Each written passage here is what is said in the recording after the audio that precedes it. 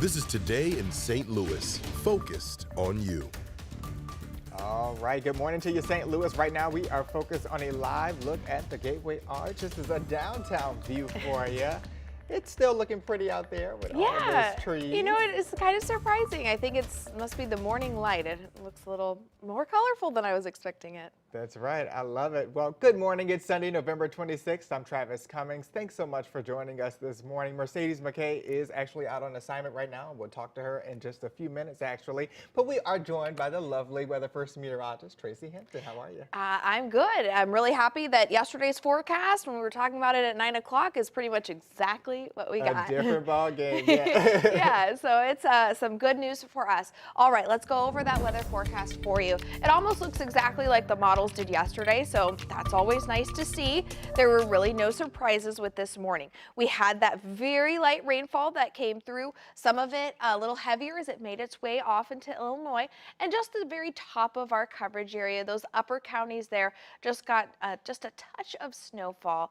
Very, very light though, and I haven't seen any pictures yet. We were hoping for some pictures by now of what those areas look like. So if you're in one of those counties up to the top and you're waking up with a little bit of snowfall out there, I'd love to see it. It's thenson@ksdk.com.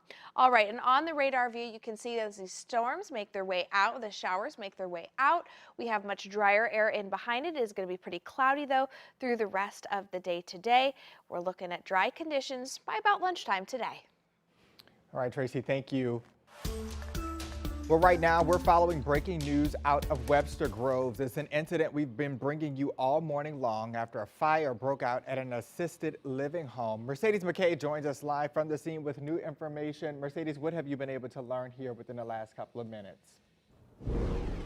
Travis, I actually spoke with the Webster Groves fire chief under an hour ago, and I just want to take you immediately to when we got to the scene. Fire officials told me what apartment unit, where that fire started. So I'm going to take you up there right now. Our photographer is showing you it's that third floor one with all the wind chimes and the furniture. That's where fire officials tell me this fire started early this morning. It contained to that one unit, and fire officials got the call around 5 a.m. 5 on your side was on the scene shortly after. Here's video from that scene just hours ago.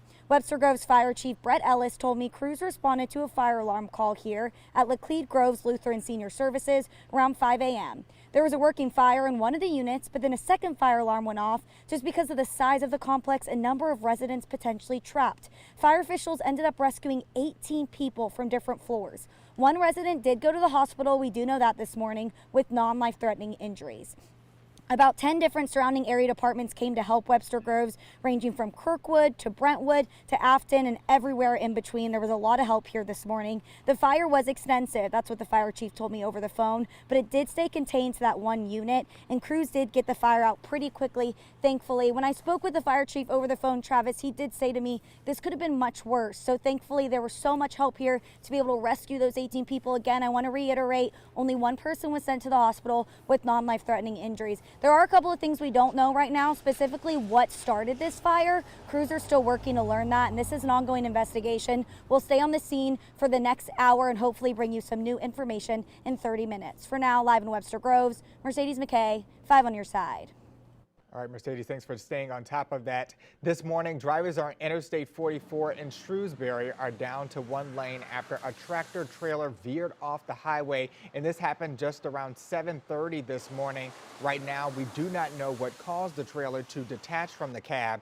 Shrewsbury Police Department is investigating. New from overnight, Wentzville police are investigating after a man was shot in the chest. It happened just before 1:30 this morning on West Allen Street. Several people were arguing before 4 to 5 shots were fired there. The victim was taken to the hospital and is expected to survive. Several people were arrested.